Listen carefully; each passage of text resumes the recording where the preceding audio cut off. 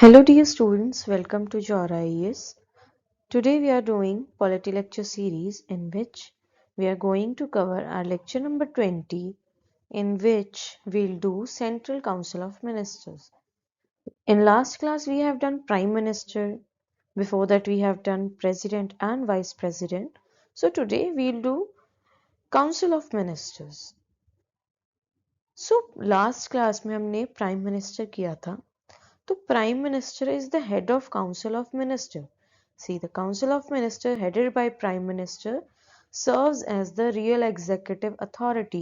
जो असली सत्ता बोल सकते हैं जब जो जिसे हम ठीक है रियल एग्जीक्यूटिव अथॉरिटी जो होती है वो काउंसिल ऑफ मिनिस्टर्स के पास होती है. The principles of parliamentary system and the functioning of the Council of Ministers are not discussed in detail in the Constitution. वैसे तो कॉन्स्टिट्यूशन में इन डिटेल कुछ नहीं लिखा गया इनके बारे में इन डिटेल डिस्कशन नहीं है कि कैसे काम करेंगे क्या काम करेंगे, लेकिन आर्टिकल 74 और आर्टिकल 75 हमें कॉन्स्टिट्यूशन का ये एक ब्रॉड प्रिस्क्रिप्टिव देता है, एक स्केची डिस्क्रिप्शन देता है काउंसिल ऑफ मिनिस्टर कैसे फंक्शन करेगी, एक ब्रॉड व्यू देता है, डिटेल्ड व्यू नहीं देता है. ओके तो क्या लिखा है आर्टिकल 74 में, वहां पे काउंसिल ऑफ मिनिस्टर का स्टेटस डिस्कस हुआ है और आर्टिकल 75 में काउंसिल ऑफ मिनिस्टर्स की अपॉइंटमेंट, उनका टेन्योर, उनकी रिस्पॉन्सिबिलिटीज, उनकी क्वालिफिकेशन, ओथ एंड सैलरीज और अलाउंसेस जो भी उनको मिलेगी वो डिस्कस होते हैं. अभी देख लीजिए हमारी गवर्नमेंट का कैसे क्या एक हम बोल सकते हैं कि गवर्नमेंट स्ट्रक्चर क्या है. ठीक है, ये देखिए हमारी गवर्नमेंट है. पहले तो वो 3 भागों में डिवाइड है, जुडिशरी, एग्जीक्यूटिव एंड लेजिस्लेटिव. फिर जो एग्जीक्यूटिव होता है वो यूनियन और स्टेट में डिवाइडेड है और लेजिस्लेचर जो होगा वो भी यूनियन और स्टेट में डिवाइडेड है. जुडिशरी वैसे देखा जाए तो सुप्रीम कोर्ट सबसे हेड है, लेकिन मोस्टली स्टेट्स में हाई कोर्ट्स होती है, राइट. और उनके अंदर डिस्ट्रिक्ट कोर्ट जिसे हम सबऑर्डिनेट कोर्ट भी कहते हैं. अब देखते हैं कि एग्जीक्यूटिव में क्या होता है. यूनियन और स्टेट में सबसे ऊपर होते हैं प्रेसिडेंट, फिर होते हैं वाइस प्रेसिडेंट, देन होते हैं प्राइम मिनिस्टर. ये तीनों लेक्चर्स हमने ऑलरेडी कर लिए हैं और आज हम करेंगे सेंट्रल काउंसिल ऑफ मिनिस्टर्स. फिर उनके नीचे होता है अटॉर्नी जनरल ऑफ इंडिया जो कि गवर्नमेंट के अटॉर्नी जनरल होते हैं. फिर अगर स्टेट में देखा जाए तो गवर्नर होते हैं, जैसे प्रेसिडेंट यहाँ पर है, लेकिन वहां पे कोई वाइस गवर्नर नहीं होते हैं, वहां पे जस्ट गवर्नर होते हैं. देन चीफ मिनिस्टर आ जाते हैं. देन काउंसिल ऑफ मिनिस्टर्स यहाँ पे है सेंटर की, वैसे स्टेट की होगी. देन यहाँ पे जैसे अटॉर्नी जनरल है तो स्टेट के पास एडवोकेट जनरल होगा. लाइक इनके रोल्स जो होते हैं ऑलमोस्ट सेम होते हैं, बस लेवल का डिफरेंस हो जाता है कि वो सेंट्रल लेवल पे और वो स्टेट लेवल पे है. और लेजिस्लेचर में क्या होता है, देखिए लेजिस्लेचर मींस कानून बना सॉरी लॉज बनाते हैं जो, ठीक है, वो यूनियन में बनाते हैं पार्लियामेंट और स्टेट में बनाते हैं स्टेट लेजिस्लेचर. ये तो हमको पता ही है ना, इसी में तो मेंबर ऑफ पार्लियामेंट होते हैं एमपीज एंड यहाँ पे होते हैं MLAs, member of legislative assembly. अब कॉन्स्टिट्यूशनल प्रोविजंस क्या है सेंट्रल काउंसिल ऑफ मिनिस्टर्स की. आर्टिकल 74 हमने शॉर्ट में पढ़ा था. अब देखते हैं ध्यान से यहाँ पर क्या है. यहाँ पे बताया गया है कि council of minister prime minister के साथ हेड करे, मतलब सॉरी प्राइम मिनिस्टर जो इनके हेड होंगे काउंसिल ऑफ मिनिस्टर की, और ये एड एंड एडवाइस देंगे प्रेसिडेंट को, राइट. हमने ये पढ़ा था प्रेसिडेंट के चैप्टर में कि president council of minister headed by prime minister के एड एंड एडवाइस पे चलता है. ओके 42nd और 44th कॉन्स्टिट्यूशनल अमेंडमेंट्स ने ये एडवाइस बाइंडिंग बना दी थी, ठीक है. 42nd ने बना दी थी एंड 44th ने उसे हटा दिया था बाइंडिंग वाले. All the aid and advice by Council of Minister is made by binding on the President with a provision for the President to return advice for reconsideration to the Council of Minister once. अब यहाँ पे क्या binding तो है, लेकिन क्या होता है कि अगर प्रेसिडेंट चाहे तो वो वापस भेज सकता है कि क्या आप रिकंसिडर करोगे इस चीज को. वैसे हम देखें तो यूजुअली ना जो प्रेसिडेंट होते हैं वो ऑलमोस्ट, मतलब हर टाइम नहीं बोल रही हूँ, कभी मोस्ट ऑफ द टाइम क्या होते हैं, जैसे जो पार्टी हमारी सत्ता में होती है, जो पार्टी हमारी रूलिंग पार्टी होती है उसी में से होते हैं. Like not like political head, लेकिन हाँ उसी में से बनते हैं वो. द एडवाइस तो यूजुअली क्या होता है उनका मतलब तालमेल बैठा रहता है, ऐसा नौबत ज्यादा आती नहीं है कि हाँ प्रेसिडेंट रिकंसिडर करने को बोलते हैं. The advice of the council of minister to president can not be judicially reviewed. जो एडवाइस होगी ना काउंसिल ऑफ मिनिस्टर जो प्रेसिडेंट की होगी, प्रेसिडेंट को देंगे, वो जुडिशियली रिव्यू नहीं की जा सकती है। ठीक है, हाँ, अगर ऐसा हो कि मान लीजिए अनकॉन्स्टिट्यूशनल है और हो जाता है, तब उस जो लॉ बनेगा उस पर हो सकती है रिव्यू, लेकिन एडवाइस भी नहीं होगी, क्योंकि advice is something which is very subjective. अभी आर्टिकल 75 देखते हैं, इसमें क्या होता है, ये कॉम्पोजिशन और अदर ब्रॉड डिटेल देखता है, जैसे हमने पहले पढ़ा था कि हाँ ये वो अलाउंसेस देंगे एंड ऑल। अब देखिए प्राइम मिनिस्टर के बारे में बताया गया कि प्राइम मिनिस्टर अपॉइंट करेंगे प्रेसिडेंट को, सॉरी, प्राइम मिनिस्टर जो प्रेसिडेंट के द्वारा अपॉइंट होते हैं, और जो अदर मिनिस्टर्स है जो कि फॉर्म करते हैं काउंसिल ऑफ मिनिस्टर्स, वो प्राइम मिनिस्टर के एडवाइस पर होंगे। The total number of ministers including the Prime Minister, the Council of Ministers shall not exceed 15% of the total strength of the Lok Sabha। देखिए जो council of minister बनेगी ना, मान लीजिए कि 1000 पर्सन है पार्लियामेंट में या फिर 100 है, it's just hypothetical number, 100 member of parliament है, तो जस्ट 15% बनेंगे, 16 बंदे नहीं बनेंगे। समझ रहे हो, लाइक जो काउंसिल ऑफ मिनिस्टर होगा that would be only 15%। A member of either house of parliament belonging to any political party who is disqualified on the ground of defection shall also be disqualified to appoint as a minister। अगर मान लीजिए किसी का defection हो जाता है, ठीक है, तो अगर वो मेंबर ऑफ पार्लियामेंट के तौर से हट जाता है, तो वो ऑटोमेटिकली एज अ मिनिस्टर भी हट जाते हैं। जो 15% वाली चीज थी that was added by the 91st amendment act of 2003। A member of either house of parliament, okay, this is done, this provision was also added, ये भी उसी के साथ ही ऐड हुआ था 91st अमेंडमेंट के साथ। Okay, then the minister shall hold office during the pleasure of the president, same goes with the prime minister। The council of ministers shall be collectively responsible to the lok sabha।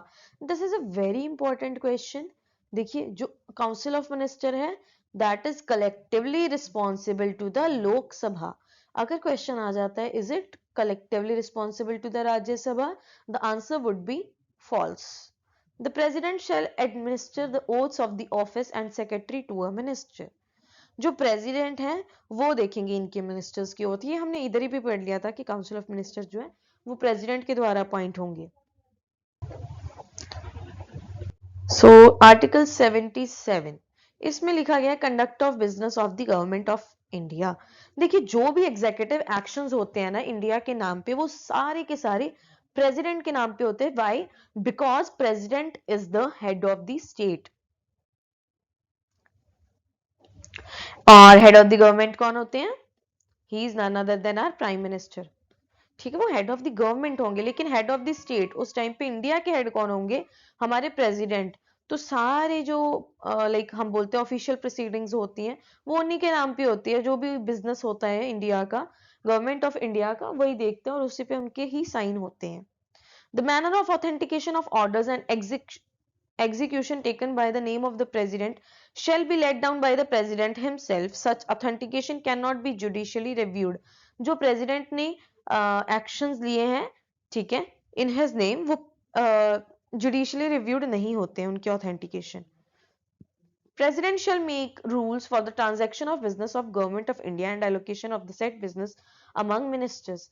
जो भी हमारे India के business transactions होंगे government of India के, और जो भी ministers के अमंग बिजनेस होगा, बिजनेस इन द काम काज, अगर हम लेमैन लैंग्वेज में बोले तो काम काज बोल सकते हैं इस बिजनेस को। ठीक है, ये एक इंपॉर्टेंट पॉइंट है बिकॉज इस पे यूपीएससी ने ऑलरेडी क्वेश्चंस पूछ चुके हैं। अभी आर्टिकल 78 ये प्राइम मिनिस्टर की ड्यूटीज के साथ होता है कि it includes the duty to relay the decision of COM to the president. ठीक है, कि जो डिसीजन होंगे काउंसिल ऑफ मिनिस्टर होंगे, काउंसिल ऑफ मिनिस्टर्स के जो डिसीजन होंगे उनको प्राइम मिनिस्टर जो है एज अ लाइक हम बोल सकते हैं कि उनको बताएगा। सीधा काउंसिल ऑफ मिनिस्टर नहीं जाएंगे प्राइम मिनिस्टर के पास कि प्रेसिडेंट के पास कि this is our thing, no, prime minister would be the channel. ये हमने पढ़ा था प्राइम मिनिस्टर के चैप्टर में, राइट, लास्ट ही चैप्टर था, चैप्टर नंबर 19। ठीक है, वो अभी काउंसिल ऑफ मिनिस्टर के पर्सपेक्टिव से बताया जा रहा है। It also includes the duty to submit a decision of minister for consideration to the COM when the president requires so. अभी COM से कोई consideration चाहिए, COM means Council of Ministers से, तो that is also done by the Prime Minister. Under article 88 किसी भी minister को irrespective of कि वो उस पार्लियामेंट का मतलब उस हाउस का मेंबर है या नहीं, या फिर वो उस मतलब हाउस का मेंबर है कि नहीं, लाइक लोकसभा का मेंबर है या फिर राज्यसभा का मेंबर है, दे कैन स्पीक बोथ, मतलब किसी भी प्रोसीडिंग में बोल सकते हैं, लाइक वो लोकसभा का मेंबर ऑफ पार्लियामेंट है वो वाला काउंसिल ऑफ मिनिस्टर, सो ही और she can also speak in the proceedings of Rajya Sabha. Okay, they have the right to participate. Even in the joint sitting, they can participate and speak. However, a minister will only be able to vote on an issue जिसका वो part होगा, like member of लोक सभा है तो वो उसी में वोट करेगा, ऐसा नहीं कि मेंबर ऑफ पार्लियामेंट वो है तो लोकसभा का लेकिन वोट राज्यसभा में करेगा, नहीं ऐसा नहीं है. Appointment of the minister. Prime minister is appointed by the president, और जो मतलब अदर मिनिस्टर है like home minister, okay, like minister of external affairs हो गया, ये सब जो होते हैं ना, ये प्राइम मिनिस्टर की एडवाइस पे प्रेसिडेंट अपॉइंट करते हैं. तो अपॉइंट कौन करता है? प्रेसिडेंट. एडवाइस किसकी होती है? प्राइम मिनिस्टर की. Okay, this means the president can appoint any those person as a minister who are recommended by the prime minister.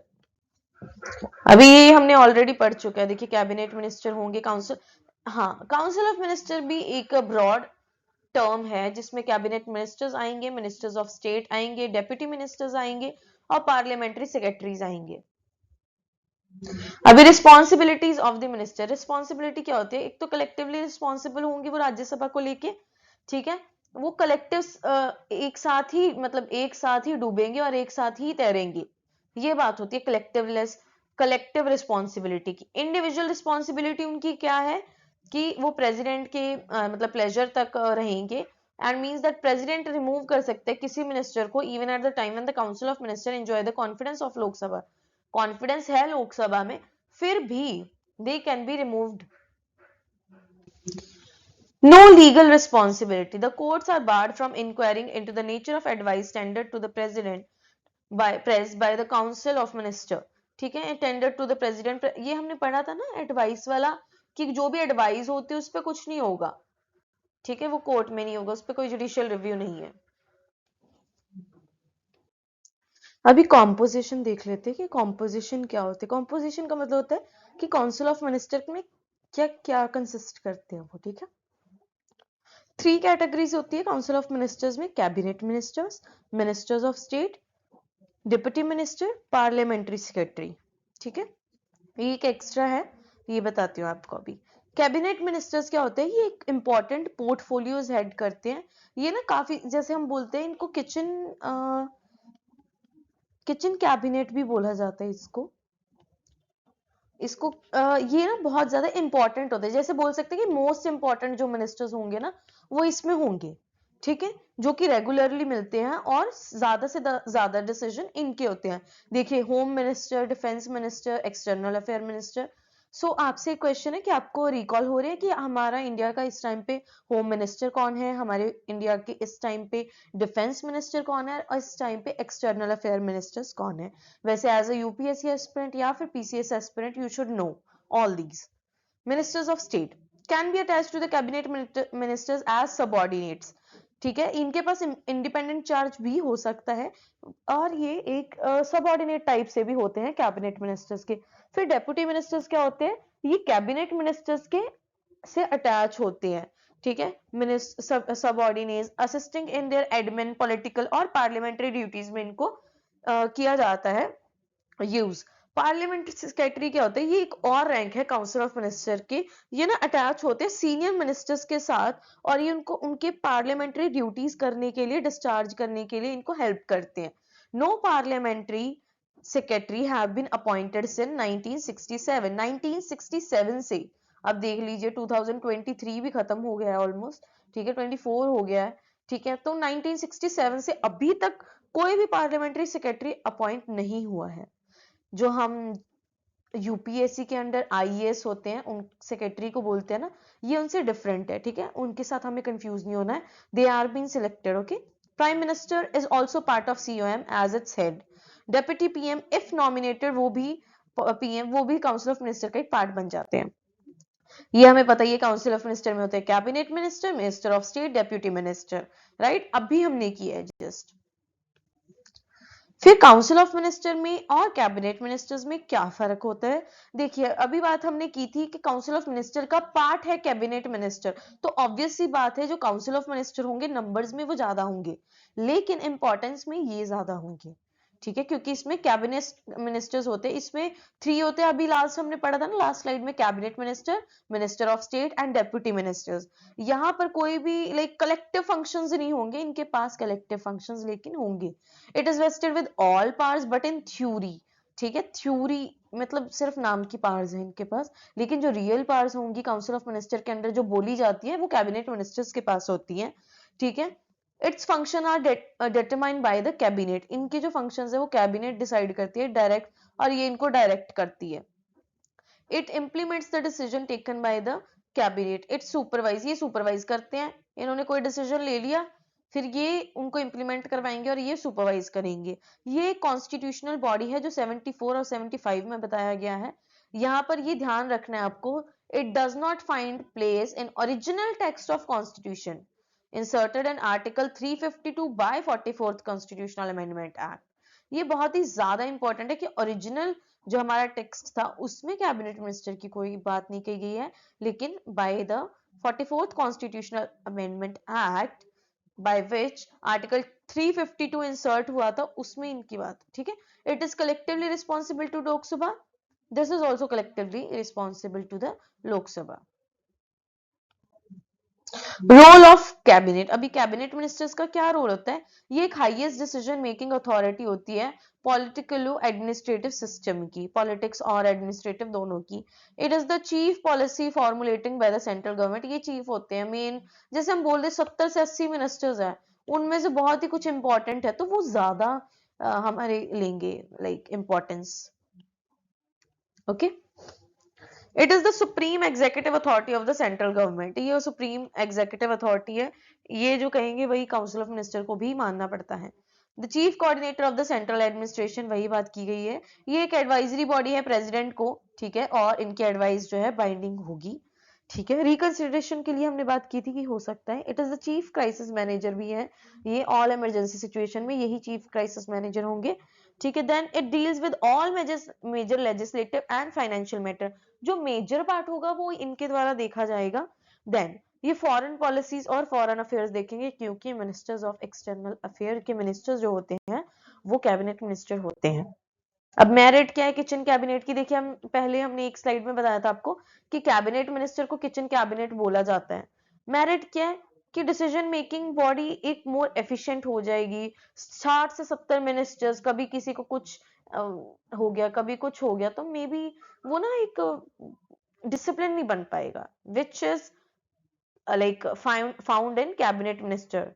Help prime minister to maintain secrecy in decision, yes, क्योंकि secrecy maintain करनी बहुत important होती है। National security के भी बहुत चीजें होती है जो डिस्कस ऐसे ओपनली नहीं कर सकते 70 से 80 लोगों के बीच में, चाहे वो एक काउंसिल ऑफ मिनिस्टर है। लेकिन हमने ये भी देखा है ना कि मिनिस्टर जो है पार्टी चेंज कर लेते हैं, राइट।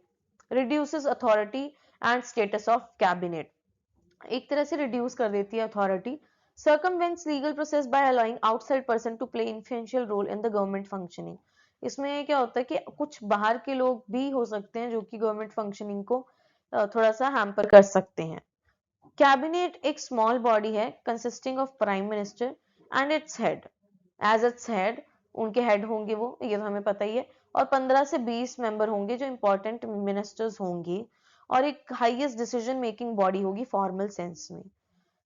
हाउएवर जो स्मॉल बॉडी है इसे इनर कैबिनेट या किचन कैबिनेट भी बोला जाता है, जो रियल सेंटर ऑफ पावर होती है हर मिनिस्टर की, ठीक है। इंडिया में इनर कैबिनेट होगी with in the circle. During the era of Indira Gandhi उस टाइम पे किचन कैबिनेट जो वर्ड था वो बहुत ज्यादा पावरफुल हुआ था।